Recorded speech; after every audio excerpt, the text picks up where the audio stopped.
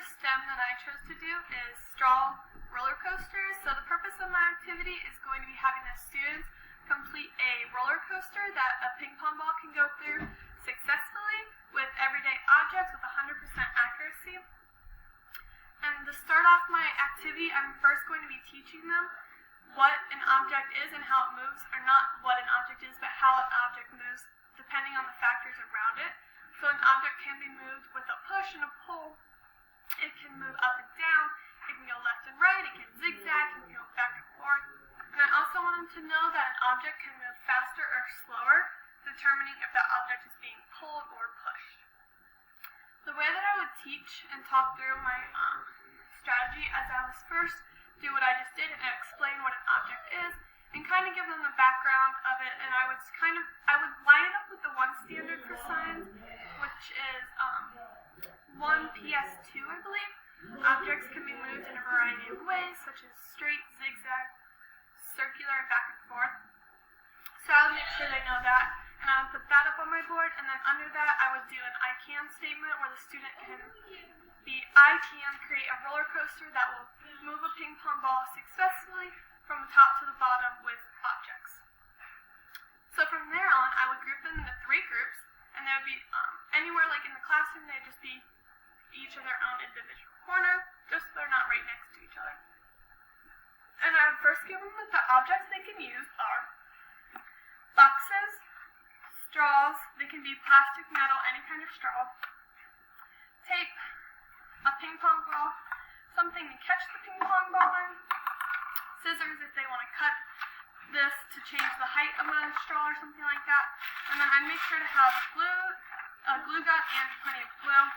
And then also I'm going to be bringing in these objects, which are going to be helping me teach about what it is, but if they want to use them in their activity, they are free to do so.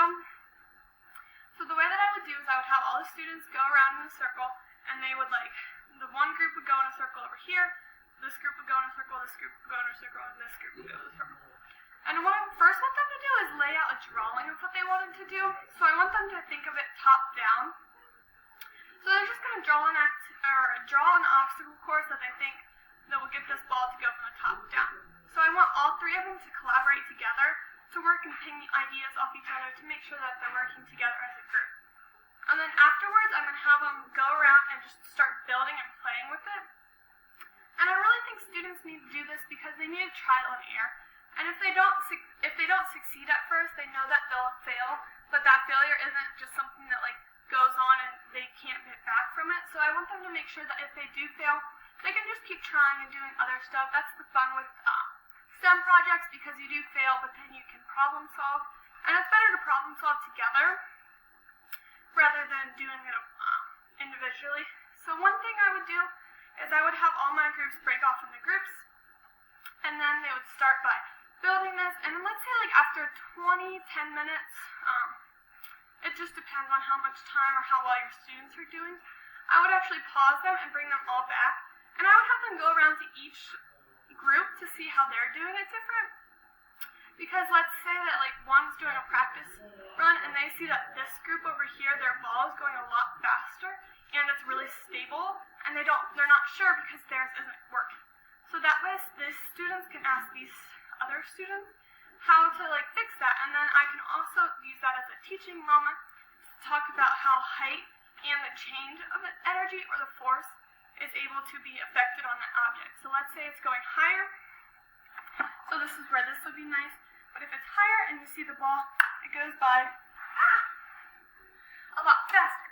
But let's say that the other group that was struggling, they only had it right here, and it goes by slower and it's more accurate, but these guys are going faster. So this is where I would also kind of teach about how the position of the force, or the roller coaster in this case, is affecting it.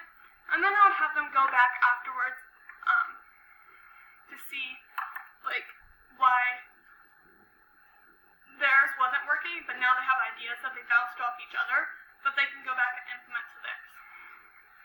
So then after they're going to design a roller coaster, and this may be a 2-day thing, it just depends on your group of students, but I would have them design their roller coaster to make this object, such as the ping pong ball, move in a zigzag form or zigzag position and pattern, and then I would have them work in the different groups, and then afterwards we would just test it. So after we do all of the roller coasters and they've tested and they've experimented and kind of seen what works for their group and what doesn't work, then we're going to bring everybody back together and we're just going to test it. So then we're going to go back to the objective of it, which is students can build a roller coaster completing from a top to the bottom with household objects like these with 100% accuracy. So then I would have them go through it and be like the I can statement. So I can make a roller coaster that it goes successfully.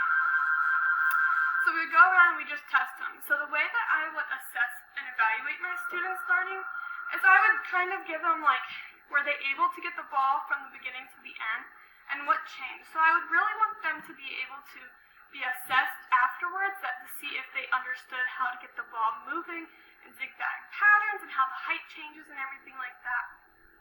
But that's not all I would evaluate them. I would also ask them if the idea that they had at the beginning is the same as the end, because I feel like during these STEM lessons it's really a lot of problem solving. So my students should really be able to not just go like 100% from the very beginning, because things do change. You bounce ideas off each other and you get new ideas. And I think that's like one of the things that really matters. Some difficulties that I see anticipating is students might have a really good idea that they're like, I really want to make it really, really high and just drop it down completely. But other students are like, no, we need to move in a zigzag. So I kind of seeing collaboration in groups because with little students, they have such an open mind and imagination and creativity, which we love and we thrive off that. But at the same time, it can be kind of hard when you put all these little kids together and they're just going to work in a group and just like build whatever kind of roller coaster. So I think that is like a difficulty that I'm going to anticipate. And I think like when I'm grouping students together, I might be able to like work around that to who I think will work together just to kind of like build their ideas off each other, because I don't really want two people who are going crazy different extremes to come together, and then it won't be much learning. It'd be a lot of fighting, a lot of communication that's just disrupted, and you don't really want that. I see myself incorporating this like a lot more than I usually do, kind of like with the literacy and all that. I really think that literacy is important, but I think that STEM is too, and especially for the way that our world is changing, I think we think different, and I think we really need to hone students' creativity and really see what they can do besides just the textbook stuff that we give them. So I think that one thing I would do, and this also goes with the maker spaces, and personally, I think they're kind of the same. I feel that STEM is a little more structured and more like ideas to like be able to process that. Or I think makerspace, you have more of just your imagination, you go in with whatever. But I like that both of them, you're able to take random objects and be able to put them together. So who would have thought that putting straws together on top of a box would be able to make a roller coaster, like for STEM, but then also for makerspaces, you can do little blocks and technology things that are all broken apart. But I really like this one. Also with STEM and incorporating my classroom, you can see that like the height plays a factor, so they can use that in mathematics to be able to measure and see how high the difference is from the beginning to the end, or how they want to change that. Engineering, they're just kind of building and playing with their hands, so it's a hands-on activity, and they're able to actually do the lesson for themselves. And then what STEM experiences I have had in the past, and the one that I really enjoyed was, I was older when I did this, but we tested if an egg would crack at certain heights. So the one thing that we did was I took an egg and I put it in peanut butter, and then we wrapped it with a pillow. And as we wrapped it with a pillow, we also put supports on it so that it would cushion the fall, to see if that mattered.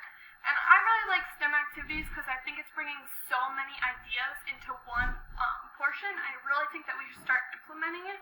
I know my classroom, I would really start to implement it more. But I just really like that because it got you thinking and it got you doing hands-on activities that you can't just read. You actually have to create and do this stuff. And I really think that that's why I like STEM as well as maker spaces. But yeah, I definitely want to incorporate it, and I want to be able to, like, students to be able to do more than one, because Like I said, I can only kind of think of one, but it's been a while. But at the same time, I want them to keep doing it to see that this stuff is in everywhere in life. So like we can do this roller coaster. It can also go to a real life situation or a real life experience with Cedar Point. So you're able to see how this stuff relates just as important as every other content area. Alright, thank you. I hope you liked the activity with the roller coaster and the straws.